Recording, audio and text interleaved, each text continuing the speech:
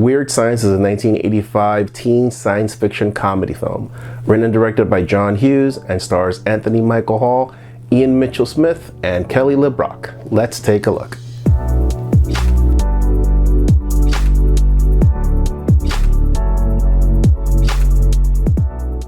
Hey guys, thanks for coming to Cinema Bear. My name's Eric Ortiz. Today we're going to be doing Memory Lane Monday in celebration of the upcoming Lisa Frankenstein. We're going to look back at an older movie, Weird Science. Now in Weird Science we have two high school friends, Wyatt and Gary, who are desperate to have girlfriends. They're not necessarily losers, but they totally lack self-confidence. And because they lack self-confidence, instead of actually, doing little things like talking to a girl, they decide to make one on their computer. And of course, because this is the 80s, everything is done via computer because computers back then did everything. So everything comes off as like this cheesy hacker's paradise with graphics that look like they're out of some old Coleco game. On its face, Weird Science is your typical teen comedy with a touch of Bride of Frankenstein. The movie does not hide its Bride of Frankenstein origins. I mean, it even has clips from Bride of Frankenstein within the film. The soundtrack has the line, "She's alive, she's alive," and the theme song, which I was today years old when I found out that Danny Elfman, the guy that scored the Batman films, actually sung the title track, is ever present. Like, the movie is so cheesy and so corny that you can't help but to kind of like it. Production quality is pretty basic. This looks almost like a high-end made-for-TV film until this big moment happens. And even though the movie is nigh 40 years old, I don't want to spoil it, but when some of the VFX sequences do occur, they actually look better than I anticipated. I actually was kind of impressed with the production value that's on screen. It still does suffer the tropes of a low-budget comedy where, if you look carefully, especially if you see this thing in HD, you'll see walls that are clearly made out of very thin cardboard. The costumes are cheesy. The green screen, not even green screen, like the rear projection effects look very cheesy. But overall, like, again, because this movie knows what it is and doesn't take itself too seriously, you can kind of forgive it. In terms of the acting performances, there's no real way around it. They're bad, they're basic. It's like they did one or two takes. The actors said their lines. Ilan Mitchell-Smith in particular, like, the delivery is just off. I mean, the guy does have screen presence, but I don't think he's comfortable on camera, not as much as AnthonyMichaelHall is, or even Robert Downey, who has a smaller part in this. Realistically, the only actor that kind of really chews scenery and has fun is Bill Paxton. And he is hilarious and he's awesome, and he's not in the movie that much, but the scenes that he actually is in are elevated. They're just funnier than all the other stuff that we see here. And again, being your typical teen comedy, the movie's not that long. It moves at a pretty quick pace.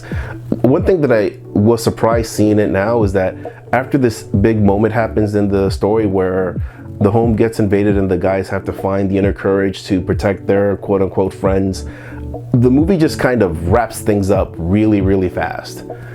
Almost as if it knows that we've peaked here and there's nowhere else it could go, so just, sprint to the finish. The movie does have a positive message. Most of John Hughes movies have a very positive message, which is ultimately be yourself, and that people will like you for who you are, and if they don't, move on. And this movie carries that very nicely. That said, there are some jokes and some moments here that will totally not go over very well, especially, now in 2024. The odds of a movie like this being made today are fairly slim. Even back then, I think it would take someone like a John Hughes, who was cranking out script after script and movie after movie. He had enough pull to get something like this done, because like watching it now in 2024, let's just say there are things that happen here and jokes that are said in here that would not go over well in 2024, and I'll keep it to that. As for the directing style, there are a few surprises here. It's very stylized, especially the scenes with Lisa, played by LeBrock, where to show that she's this super beautiful, super charismatic woman, especially in her reveal scene, which is, it's kind of crazy how it's done. It almost has the same energy as the Frankenstein's monster creation, where there's lightning bolts and there's flashing lights, but Hughes incorporates color into this. And her reveal shot in particular is iconic. I think it's it's used in posters all the time, and it's for a damn good reason. She looks stunning. So when you hear the words "she's alive," it's like, yeah, damn right, she's alive. In terms of whether the movie holds up today or not, I would say it does. You know, themes like being yourself and surrounding yourself with people that are really your friends, that like you for who you are, that'll never change. That'll always be universal. You know, especially the theme of throwing a party when mom and dad are away and panicking on cleaning up afterwards. Those things will never ever change. But in the end, you know, Weird Science is one of those movies that definitely is of its time. In the end, I'd call Weird Science Incredibad. Enjoy it for what it is. It has its moments. It has its moments that still resonate today. And then it has its moments that are very much stuck in its time. And it's very obvious when that does happen, which I think hurts watching the movie today versus watching it when it first came out. On a side note, it was a lot of fun seeing young Robert Downey Jr., here credited just as Robert Downey, working his way through this film. There's almost like an awkwardness to his performance. Like, I don't know if he really wants to be in this film, or if he was told by his agent that, hey, John Hughes is making a movie, you should be in it, because it doesn't feel like he's adding much to it. And you know, now modern day, he's the reason the MCU exists, so that's kind of cool.